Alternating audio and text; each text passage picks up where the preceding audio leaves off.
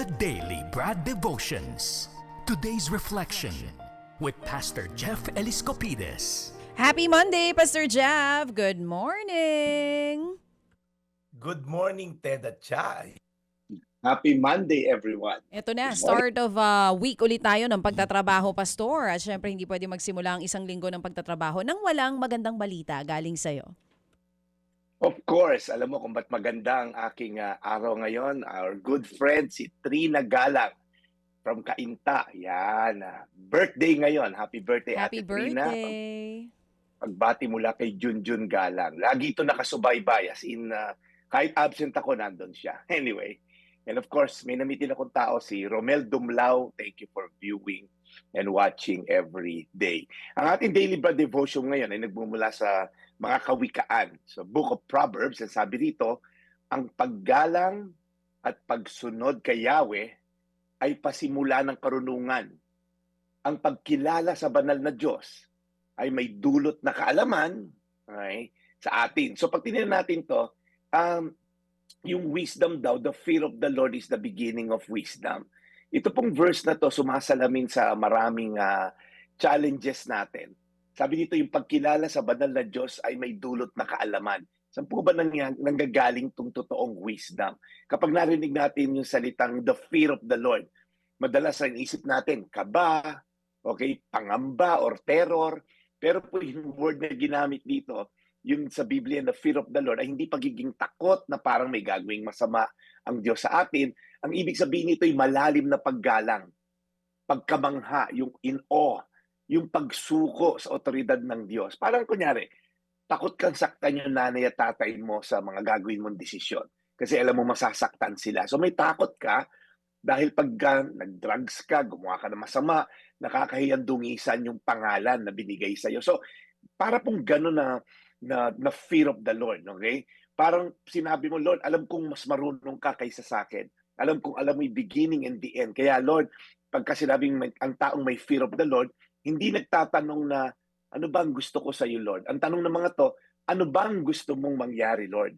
Ano ba ang gusto mong gawin ko dito sa sitwasyon ko? Ito po yung simula daw ng karunungan. Marami sa atin kasi may alam pero hindi lahat may wisdom. May mga taong matalino sa negosyo pero sablay sa relasyon. May mga taong magaling sa trabaho pero palaging stress at walang kapayapaan. May mga tao pong maraming impormasyon, lalo na ngayon sa social media, dami natin impormasyon, pero kulang sa tamang direksyon.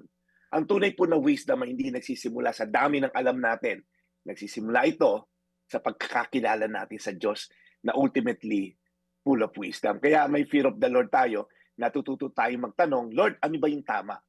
Lord, ano ba yung makakalugod sa'yo? Lord, ano ba yung kalooban mo? At doon po nagsisimula na maging matalino tayo sa mga desisyon na ginagawa natin. Come to think of it, last na po ito, tingnan mo yung mga regrets mo sa buhay. Tingnan mo yung mga pagsisisi mo sa buhay. Yun yung mga panahon na wala si Lord sa picture. Dahil nagmarunong tayo, parang Waze, meron na tayong redirection na ginagawa si Waze, at feeling mo, mas alam ko itong lugar na to, and we end up, lagi tayo naliligaw. May area ba sa buhay mo ngayon na mas sinusunod mo ang sarili mong plano, sarili mong desire, kaysa sa direksyon ng Diyos? Anong desisyon yung kailangan mong isuko sa Kanya ngayon? Nakikita mo ba yung mga choices mo na ito'y may paggalang at pagsunod sa Diyos? Kaya gusto ko kayong encourage ngayong araw na to. Ulitin ko po yung verse natin, mga Kawikaan 9:10, ang paggalang at pagsunod kay Yahweh ay pasimula ng karunungan. Ang pagkilala sa banal na Diyos ay may dulot na kaalaman. Tayo po'y manalangin, Panginoon. Alam namin ang bansa namin ay nahaharap sa matinding mga challenges. Hindi lang, Lord, sa political, but marami, Lord, area ng aming bansa, economic and all. Kaya, Lord, dinadalangin namin yung wisdom sa mga aming mga namumuno na bago nila i-push yung kanilang mga personal na agenda, bago sila magtiwala sa sarili nilang karunungan, natutunan sa eskwelahan, Lord, yung munang pagkakaroon ng takot sa iyo, ang paggalang at pagsunod, the fear of the Lord, yan po ang simula ng karunungan. Kaya Lord, nanalangin kami na nawa tumawag sila sa inyo, hindi lang pagko-quote ng mga Bible verses, hindi lang pagdarasal sa simula ng mga session nila, makita sa buhay nila yung paggalang at pagsunod sa iyo. Sa pangalan ni Jesus. Amen. Amen. Panginoon, salamat po muli sa araw na ito. Lunes po ulit. At ang aming simula ng pakikinig po sa aral na nanggagaling kay Brad Jeff, hango po sa inyo pong banal na kasulatan. Lord, guide us through this week sa aming pong haharapin na misyon at pagsubok. Alagaan niyo po lagi si Brad Jeff. And today, Lord, we pray para po sa lahat ng mga ngayon po'y nakaramdam ng malakas na pagyanig dyan po sa Davao Region. We sincerely hope and pray, Lord, na wala pong anuman pong pinsala itong iiwan o kaya po ay mga taong maaaring maging biktima. In Jesus' name we pray. Amen. Thank you, Brad. Meron daw malakas na pagyanig na naramdaman dyan sa Davao ngayon lang, no? Tayo gagawa ng follow-up dito. Sana nga wala itong ganong kalaking damage o pinsala sa ating mga kababayan doon. Okay, Brad. O nga, sana natin at maging safe ang ating mga kababayan. Again, sige Brad Ted, papaalam na ako at ako'y may treat na lunch ang aming kaibigan si Trina Galang. Thank you once again for the friendship. Yeah.